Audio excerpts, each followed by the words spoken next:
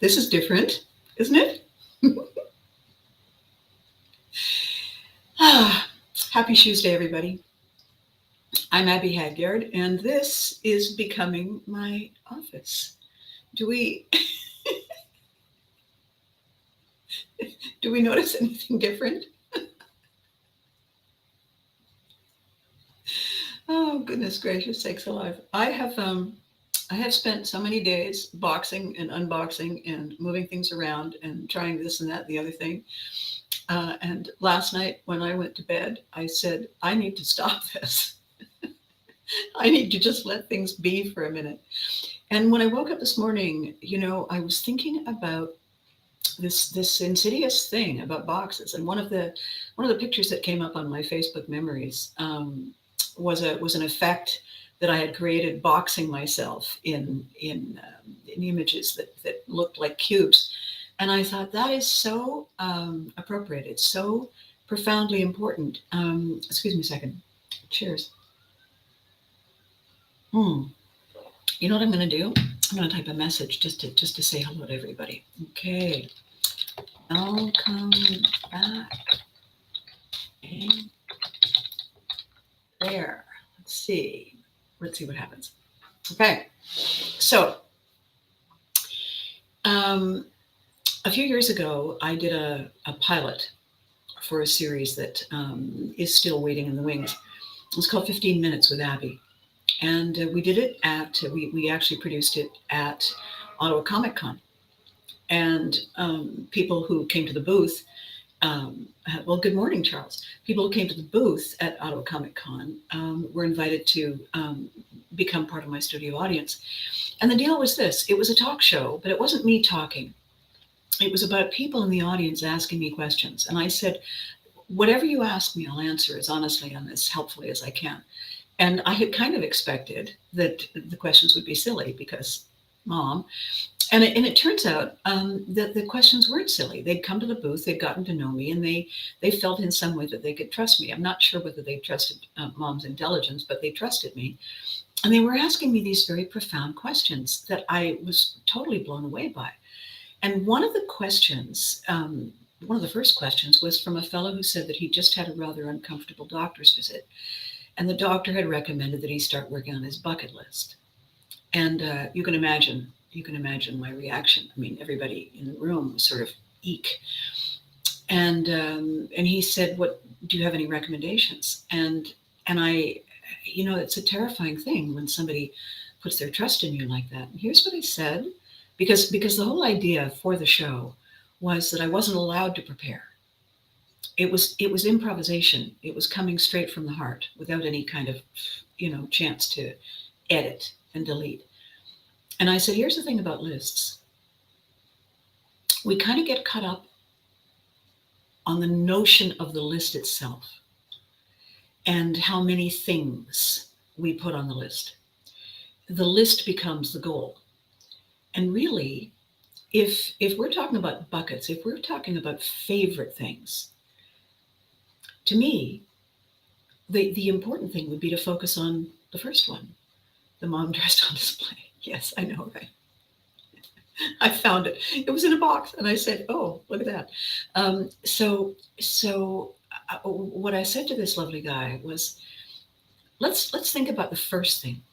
If you only had time to do one, so it would be number 1 or number 10, depending on the way you count. What would it be? And he said, I would ride on every roller coaster I could find. Roller coasters are my thing. And I said, well, that's your list. That's it. Start there. Start there, and don't think about number 2. Just do the roller coasters. Just live there and love every one of them. Because when you have a list and there's number 2 and there's number 7 and there's number 43 and all that kind of stuff, you start comparing things, and you're not living in the moment of this one. You're trying to see all of them, and it diminishes the value. It diminishes the magic. It's like multitasking. My definition of multitasking is doing many things badly. And so I think that boxes do that to us as well. We are the ones who make the decision. I mean, the box doesn't say I'm going to hold you to this now. But when we're given a checklist and we have our little pen ready and we're supposed to check or X or whatever it is, we get focused on answering the question. We get focused on the answers. We don't focus on the point of the question. We don't focus on how it feels and what it means to us. We're caught up in the action of completing the task, not in learning from it, not in growing with it, not in allowing it to change us in some way. And that's the mistake. When we check boxes, somebody's messaging me now. When we check boxes, what we're doing is we're following someone else's protocol. We are going through someone else's process. This is the list. Please check off all the applicable boxes. Please find all the fire hydrants. I am not a robot. She said robotically, finding all the fire hydrants. So those kinds of boxes are important. They are important because we need a checklist to make sure we don't forget things. We also need to remember that it's about us. It's about us and our priorities and our needs. And sometimes when we look at the things we put on the list, we think, I don't write that down. I don't need those. When we go back through the list and we think, why was that such a big deal? It doesn't matter now. And that's part of the dilemma. A box is an inanimate object. It serves a very valuable purpose. It contains things that we want to bring with us to store away. It allows us to organize. It gives us a framework within which to work. But it's only a tool. It's only a tool. It's not in charge. We are in charge. And I've been joking, the last few days that every time I turn around, I unpack 14 boxes, I turn around, there's 14 more. I'm thinking, where are they coming from? What I'm learning is that I resent moving. I resist moving, even though I've moved a lot. Maybe that's why. I'm very good at it. I'm very organized. There's a part of me, though, that doesn't want to let go. And in direct proportion to how quickly I have to move and how necessary it is, there's, an equal and opposite pressure is part of me wanting to stay, even though that chapter is closing now, and it's my time to move on. When I use the Viking analogy and I use the tide turning and the wind shifting, there is a part of me that stares at the dock. There's a part of me that says, maybe I could catch the next tide. What if I miss something? And then the other little voice inside me says, oh, but what if you miss something on the other side? And then I realize it's time to go. I've always had a real reluctance to let go because it's a form of goodbye. And the hard thing for military kids is that, we can run into each other again, military being military, we can bump into each other, and I have, but it's not the same. Who we were back then when we were stationed here is not who we are 6 postings later. And of course, it's wonderful. We can say, oh my God, have you been? What's been happening? And we are using the arc of time to get back to where we were, to trace our steps together. That's what reunions are for. But it's painful. There's a bittersweetness to it. And I've never liked it. And so I really am the original reluctant dragon when I move. And in this last 8 months, every step of the previous 6 and 7, I knew there would be a move at the end of it. I knew. And I didn't invest any time in thinking about that. There was so much to do, so much essential to take care of every waking minute. There really was no time for me to invest in thinking further ahead, even though it was a great it was a great temptation to, run away from this and do that. So back to the boxes. I wrote down a few things that I think are worth talking about. So boxing us in, limiting. It's kind of a cage thing, gilded cage. You can see the world and you can be protected from it. And you can, when the little door to the cage is open, when you take the lid off the box and you can see everything in it, and you think, ooh, look at all the treasures. And then the other voice says, yes, and what are you going to do with them and where are you going to put them? Because you've already got too much stuff.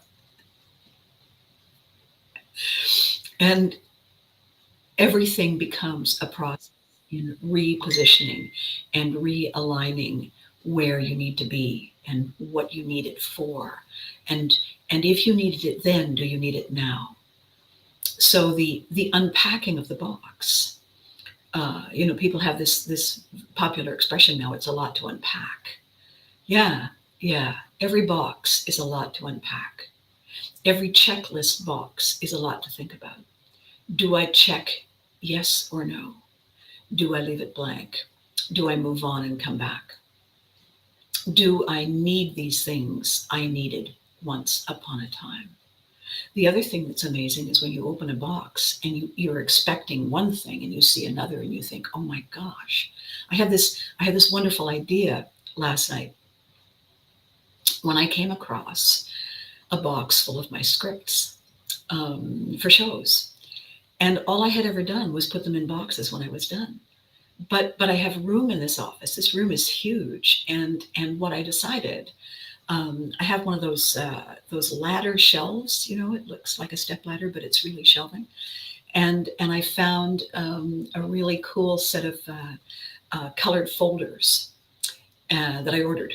And what I'm going to do is I'm going to put each script in a colored folder, and I'm going to put the ladder shelf. You can just see it, so you can see my mom costume, and then just to the left of her, so the right of the screen, there's a white shelf there. And right now the scripts don't look like anything because there's no color. But it's going to be really fun and colorful, and it gives me an opportunity to look at them and say, oh yeah, I remember meaning to do something with that. I wonder why I kept it in a box. And of course, the reason was I had so many other things I was busy doing that I forgot to unpack. And that's the thing. We get busy. We get caught up. We get swept away. And we leave our precious things in their boxes. And then we come across them. The other thing I came across that I had not thought about in a very long time were my mother's paintings. My mother was an extraordinary artist. She was an impressionist. She studied with Canada's Group of Seven. And all over the world, wherever we traveled, she saw subjects and she painted them, not on commission, but for her own. And so this lovely new apartment has my mom's work in it. And my office has my work in it. And I was talking to Carol the other day, and I said, what's extraordinary? The difference in my mother and I in terms of our art. She used pictures to tell stories. And I use stories to paint pictures. Isn't that cool? And I wouldn't have thought of that, and I wouldn't have felt it, I wouldn't have experienced it if I hadn't unpacked the boxes. If I hadn't said, oh my gosh, I'd forgotten this. So here's the thing about boxes, and it's part of my task for you today. We have so many things on our plates. It's easy to say, I'll just pack that over there. I'll get to it later. And then we just keep moving the box further away because later never comes. And what I'm giving myself permission to do for the first time in a very long time is take the time to look at each box and say, what is it Carol says? Useful or beautiful? And my third is, am I chasing it? Useful, beautiful, am I chasing it? And when I opened the boxes of scripts, I said, I haven't been chasing them. They've been calling out to me. And now I have a home for them. They're where they need to be. Visible, reminding me that I have stories to tell. And who knows, maybe other people would like to tell them as well. So there's a pivot tree for you. So here's the conversation today. We box ourselves in. We label ourselves. We give people permission to label us. Now I know you say, well, you can't stop people. You can't stop people. You can invite them to think of you in new and different ways. You see, what's very interesting about this room and the way it's coming together, when you look over my left shoulder, you can see in the bottom, you can see my books. You can see Fame. You can see Vicarious. You can see Unsuitable. Below that, there are other books that I wrote for other people. Above that, you can see my shoes. You can see some of my older pictures. You can see my on-air. And at the very top, you can start to see some Fascinator hats, which of course go with the shoes. That's 1, 2, 3, 4 sides of me. Mom is another side of me. The scripts, another side of me. Over there where you can't see, there's more. There's other things that I've learned to do so that I could profile people well, so that I could help them, coach them, guide them, navigate them through their choppy waters. It's all around me, these layers of me. And, as we say in Pivotry, we learn to pivot, to bring our best self to the moment. And here we all are. These are some of my best sides of me, all together in one room. And everywhere I look, I can see them. And everywhere I look, when I see them, they remind me, you were going to get to this. And I say, and I will. And I will. So the box that contains us and keeps us safe is helpful. The box that boxes us in, if we're trying to give away our power, that kind of box serves us well. And the question we want to ask is that what we're doing? Are we giving away our power? Are we hoping something will keep us from discovering a brand new side of ourselves? Should we maybe lift the lid and look inside and see what we've forgotten and see what needs to see the light? When we're making our lists, do we really need to? Are we doing it compulsively because the list itself is a stalling tactic? Or is it reminding us of essential things we mustn't forget? If it's a little bit of both, that's great. The idea is we need to keep checking in with ourselves. Like my Brooklyn biker friend said, are you listening to you? So there's that. The other thing that I want to talk about with boxes is this.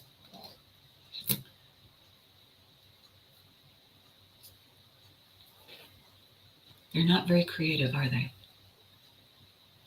They're linear. They're straight lines. They have sharp corners. I have a bruise on my leg. I keep walking into one of them. How hard is it to be creative, fluid, flexible, improvising, thinking outside the box if we're inside one? What kind of an uphill challenge are we setting for ourselves if we choose a container that keeps us squared when maybe what we want to do and need to do is flow? Can we build a box that allows us to grow because that box represents a fluid foundation? Can we find ways to say, I can add on to this box anytime I want? These are the questions I'm posing today. It's also allowing me not to open any more boxes. I'm aware of that too. So my question today to myself and to you is, what are the boxes doing for you? What are they giving you the power to do and be right now and tomorrow and tomorrow after that? Are they helping or are they in the way? We are the ones who get to choose what to do. We get to unpack them. We get to ask our friends to come over and flatten the boxes and help us carry them away. Guilty as charged. So that's the theme today. Which boxes are you using? Which boxes are using you?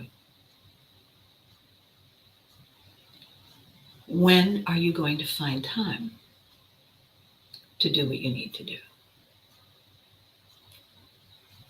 That's the homework. And I want to hear what your boxes are. One of the posts I did on Facebook was a map with an X on it. And I said, we are here. Are we staying? If yes, why? If no, why not? Are you staying where you are? Or are you moving? Why? Tell me. And until next time, you know the drill. Be good to you. You deserve it. Remember to hug your loved ones. They got a lot of boxes too. And I'll catch you next time. Thanks for watching.